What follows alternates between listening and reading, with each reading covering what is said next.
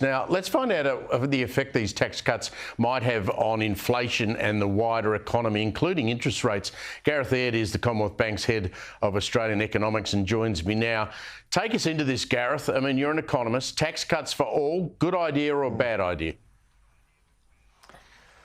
Oh, look, I think anyone who pays income tax would welcome a tax cut. If we're thinking about it through the lens of what does it mean for the economy, we need to get some colour on who's actually getting those tax cuts and what the size of those tax cuts will actually be. At the moment, we've got the stage 3 tax cuts which are already legislated, and that enables economists to cost what those tax cuts are, work out the distributional impact, and then by extension feed those into forecasts for the economy. That's what we've done at the bank, that's what the Reserve Bank has done, and that's what the government has done in their budget papers. But until we actually see some detail on what the proposal might be of any changes to the stage 3 tax cuts, it's kind of speculative at the moment to work out what it might mean for the outlook for inflation. Yes, on that speculation, I've heard a couple of theories today that they could potentially, these tax cuts, be inflationary and set inflation going back the other way. Now, clearly that would have an impact on the Reserve Bank and their decision on interest rate cuts, or whether they might need to, in fact, raise rates again. What's the CommBank feeling about that? Yeah, look, it all gets a little bit circular to some extent. If you're trying to help people with the cost of living and you give them money, that puts upward pressure on demand and then in turn prices.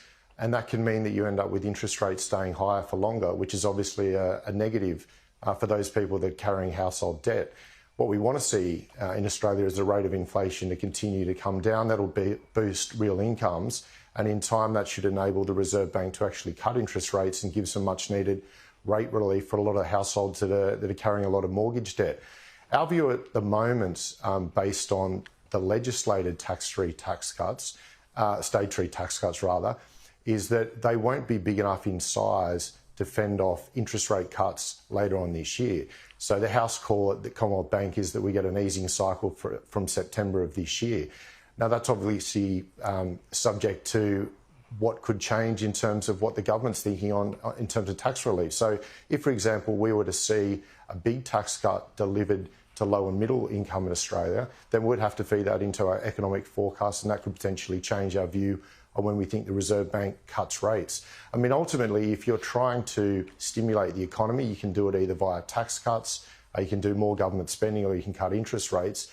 And if it turns out to be the case that the government puts a fair bit into the economy in the way of tax relief, then by the same token, we may not get the same rate relief coming through later this year as we're currently expecting. Great work, Gareth. Thank you very much for your help. Gareth Aird, there, Commonwealth Bank's head of Australian economics.